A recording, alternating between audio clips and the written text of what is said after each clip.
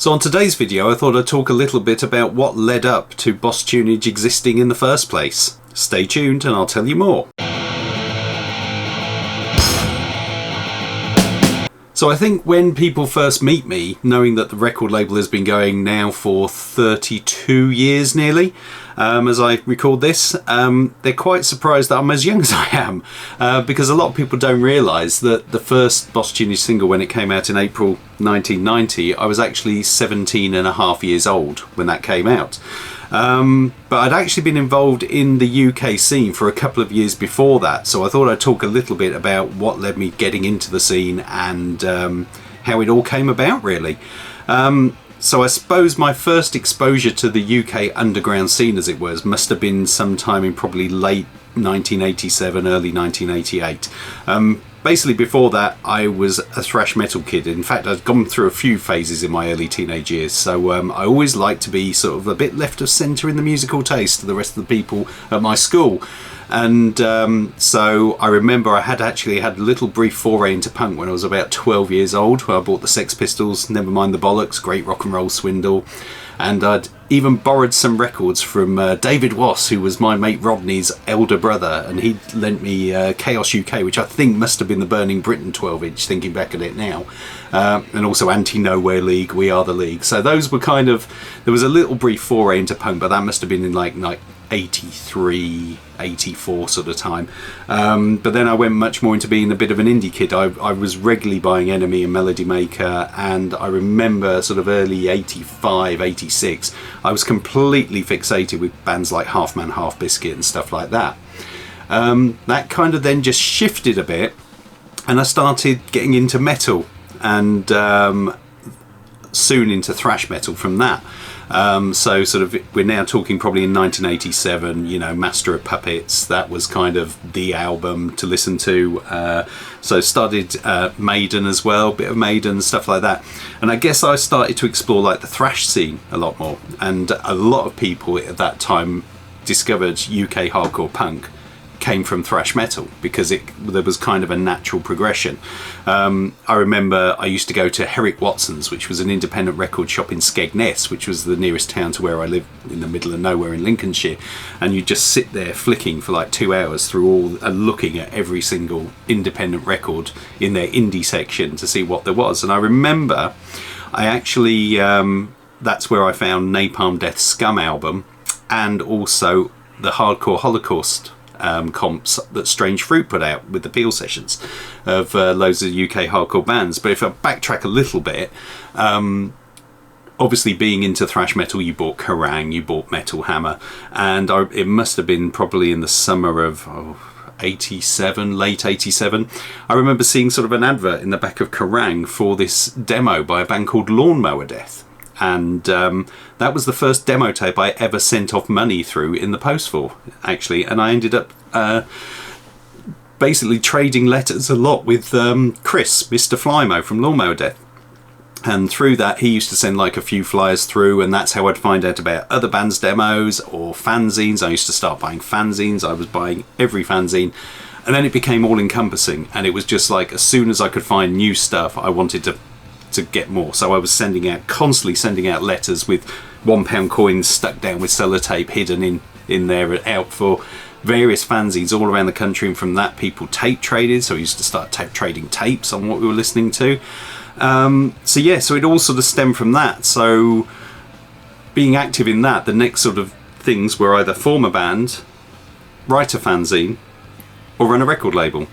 And so I decided to do all three. Not all at the same time. Backtracking a little bit, it must have been at some point in 1987, I remember seeing an advert in Terry's, the music shop in Boston, it was said bassist wanted for thrash metal band, influences Metallica, Megadeth and stuff. And obviously this was the stuff I was really into at that point.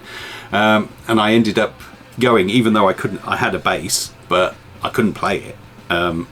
I'll let you into the secret, 32 years on I still can't play it, but I thought, why not? So I got my dad to drop me down to this house in Boston, and there were two guys there. One of them was a guy called Jason Kirk, and the other was a guy who I think was called Steve, possibly. The brain's a little bit addled now, it was a long time ago.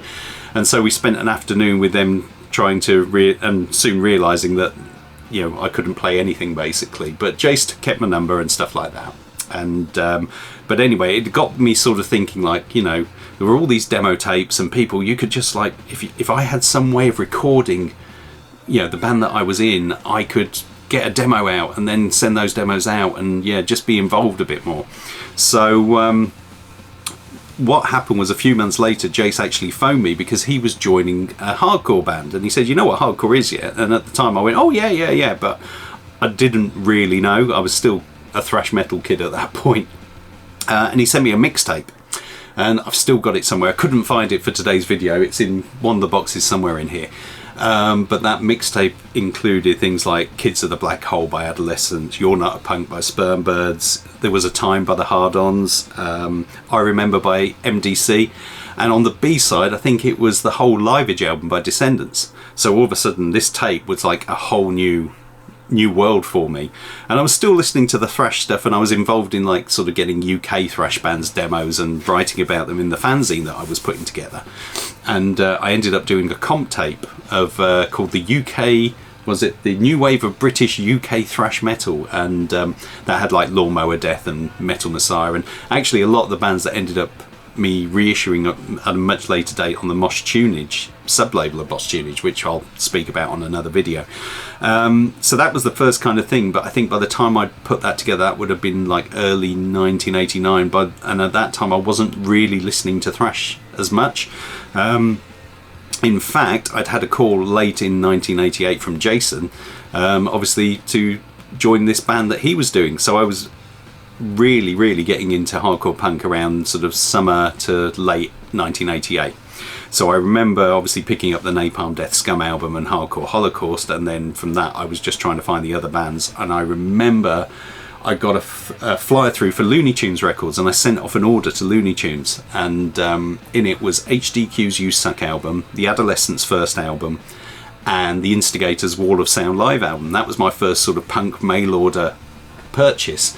And then after that I bought loads of fanzines from him, then bought from others, and then basically any fanzine I got, you'd go through all the sort of like the demos, and if it was someone you hadn't got, you'd send off to try and get it, and it just built up from there. And so I was just consuming music at this alarming rate, and you know, quite honestly I now realise why I flunked my A-levels, because I was just doing no A-level work and just spending all my time either listening to music, trying to record really bad music, or writing about music in my fanzine. So the first fanzine came out in about November 1988, and also at the same time in November 1988 I went to my first gig, which was at the Indian Queen in Boston. And this was my first punk gig, and that's where I first saw Vehicle Derek. This brand new band from London that no one had heard of were playing, called Snuff, and Mega City 4 were headlining, and obviously that just blew me away, and it was just like, wow, this is what I want to do, and this is amazing, and just getting involved. And so obviously the band in our in the back room that I'd been asked to join, they basically that band was originally called the Detonators, and then we were called Cheese, then we became Sick Bag, and then finally Sick Bus. And Sick Bus played its first show at Boston Indian Queen in May 1989, when we supported Default, who I think it was possibly their last gig, I'm not sure, because I think they became Monks of Science soon after that, and Sync headlined, and that's where I first sort of met Ed. You know, so that was a real bolster. I mean, we weren't that great, but it was funny. But the funny thing is with that band Sick Bag is that Lee, who was the drummer, it was obviously myself on bass, Jace the guitarist, Lee was on drums, and Lee went on to be in Urco with Jazz Tuma at a later date, who put out records in the late 90s. And our first singer was a guy called Mark Swinney, who went on to run In at the Deep End Records, who gave the world Gallows and Architects and bands like that. But he'd left by that time, and we had a guy called Stan who sang, and then we into swap, where I'd sing some songs and he'd play bass and vice versa. So anyway, so we did that, and it was great fun, and really enjoying it. And it was, the idea was, again, if I backtrack a bit, what we used to do is they'd come to my house, and basically Lee left his drum kit there in the spare bedroom at my parents' house, and by that time I'd bought this wonderful contraption. I think I bought it with birthday money, called Studio 100 by Amstrad, and basically what this was, it was like a normal record player with twin tape decks, but it was also a 4-track, so you could actually make multi-track recordings. And that thing, bless it, it probably had 30 years of use in the space of a year. Because what we used to do is that I would basically invite a few friends round, and we would basically just fart about for a day, record a load of stupid stuff, heavily influenced by things like Lawnmower Death, and that made us think that, you know, we could do that, you know. And luckily we used to sort of send out like loads of flyers for these demos that we'd literally record in an afternoon, and couldn't even remember what the songs, how we played the songs, and all very, very childish in a way, but a lot of fun at the time. And luckily none of that stuff's really out there in the wider domain, but if you're very good, I might give you a brief snippet on this video of something that's not too embarrassing. But yeah, and that just opened up a whole world of opportunities, and you know, feeling like, you know, the thing is with the punk scene at that time, you had to kind of be involved, and you couldn't just sit on the sideline, be that putting on gigs, tape trading, writing a fanzine. You know, it required your involvement, and it required effort, a lot more so than it does, dare I say, now with the internet has sped everything up. You know, you did have to send off like an interview to a band with a stamped addressed envelope and wait for them to write it and send it back to you. And you know, you had to send off a £1 coin for some band's demo and wait for them to send it back to you after they probably copied it at home, probably on an Amstrad Studio 100. It was constantly in use either to record sort of like joke bands in the back, or proper band rehearsals. It was used to do all my tape trading, so copying tapes, compiling compilation tapes and copying those. The poor thing had a very hard life, but it was a fantastic little machine, and it made a lot of this all possible. So anyway, so there we are. We're you know, so Sick Bus, we played a couple of gigs, and it's like, well, what do we do next? It's like, well, should we put out a record? You know, I'd really love to put out a record. You know, everyone's doing it. We could do a split single with Vehicle Derek, who were the band from Boston. I'll speak about Vehicle Derek on another video. And so we'll do like this split single between us, so these two bands in Boston. And then we kind of, Sick Bus fizzled out. I think we had an argument over something, and I can't remember what. I think we were supposed to play in Norwich, and for some reason we couldn't, or the band didn't want to do it. Some of the band didn't want to do it, and then the rest of the band went over to the gig anyway. And it was just like, you know, it never got resolved, so we kind of fizzled out at that point. So the idea was, I remember speaking to Del from Vehicle Derek, and we decided, well, maybe we should get like an out-of-town band on the other side, and the obvious choice for that was Goober Patrol. So that's how Goober Patrol Vehicle Derek became the first release on Boss Tuneage. And again, I'll go more into that, but it was a fantastic thing. And I look back now in the space of 24 months, just how much music I was listening to and how my taste changed. And it's quite funny because the fanzines obviously were always out of date, so when I put out a fanzine, it was what I'd been listening to like the previous sort of 6 months.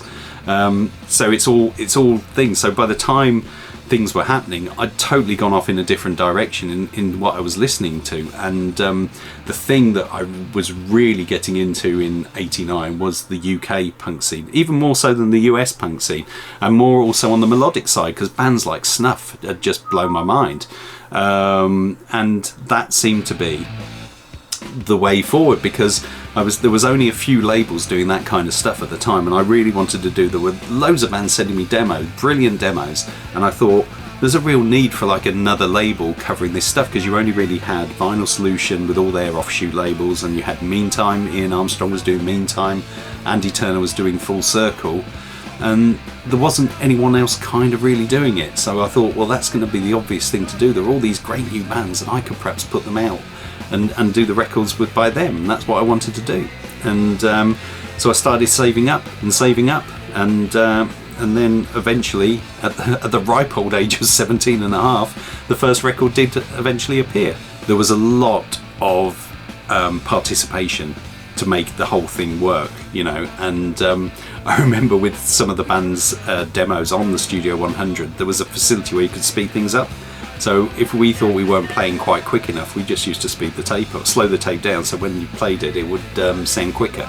And a lot of that was happening with tape trading, because obviously when you were getting sort of 7th or 8th generation copies of a 7-inch single being taped by someone, every time it was speeding up. So when you actually finally got the record, it's a lot different, a lot slower. So anyway, with that single coming out in April 1990, by the time it did come out, that was obviously Bostage 001.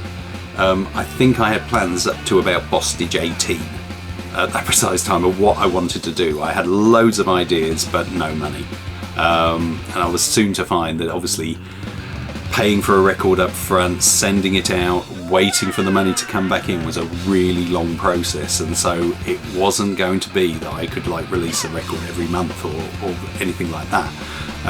So then you had to really think about what you were releasing, and I'll be honest, I think in those first sort of 4 or 5 years I was definitely feeling my way as to what should be released, what wasn't a good release, you know, learning the ropes a bit, and realising that, you know, just because you like it and your mate likes it, don't mean that 500 other people are going to like it. So that's sort of a brief little insight into how I kind of got into the scene and where Boss Tuneage originated from, and I'll speak to you more on the next video.